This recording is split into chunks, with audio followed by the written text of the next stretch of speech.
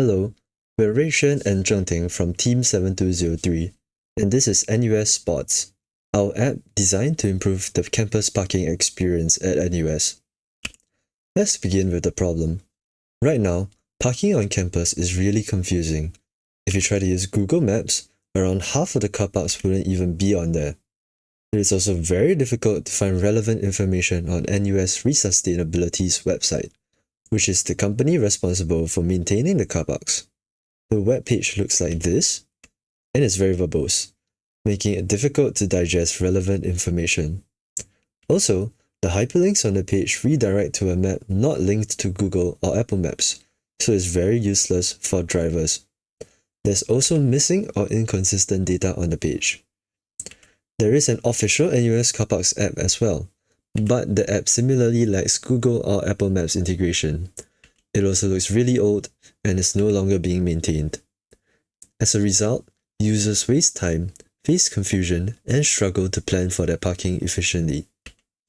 All these issues thus motivated us to create our own parking app. Our goal is to improve the campus parking experience, centralize all essential parking features into one mobile platform so as to increase convenience and reduce confusion. We wanted something that's clean, intuitive, and helps users save time and reduce hassle, which is why we created NUS Spots. Now, on to the core features of our app. Our app will have 6 core features. Firstly, live map support. This allows the user to browse for different car parks on Google Maps, which we have integrated into our mobile app as shown on the right.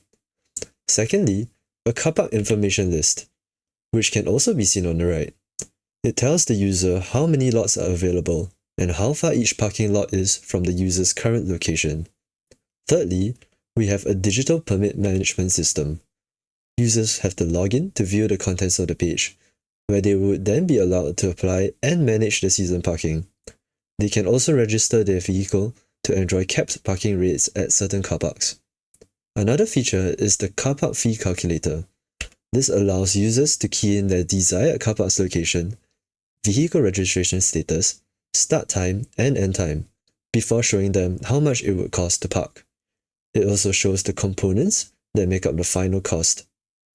We also have a pricing information screen, where users can find out more about the car parks in NUS. They can also search for their desired car park. Finally, our last feature is the ability to forecast and predict available lots with past car park trends. Users can tap on the car park of their choice and make predictions on how crowded a car park would be in the future with the graph. Now, for some of the problems encountered, we ran into 2 major problems.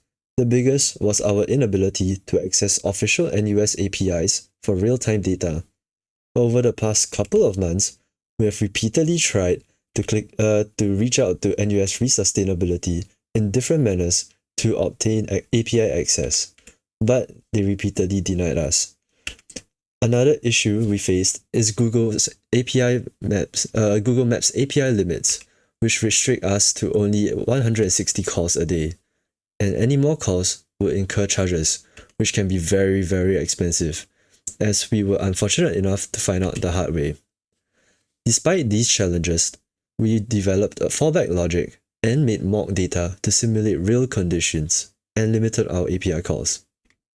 Looking ahead, we plan to refine our UI and cut down on the amount of text that increases visual clutter, as well as organize and present our information better. We would also like to implement more extensions, such as parking lot reservations as you may have seen in an earlier slide, as well as push notifications. We also intend on finding a suitable third party to host our prediction script, which is currently being run on our own personal computers. This will allow for the service to be up 24/7 and reduce the electrical constraint on our own PCs. Finally, we wish to do more bug testing so that our app can be even more resilient. We have come to the end of the introduction for our app. For instructions on how to test the app and more details about its features, please refer to the README. Thank you for your attention.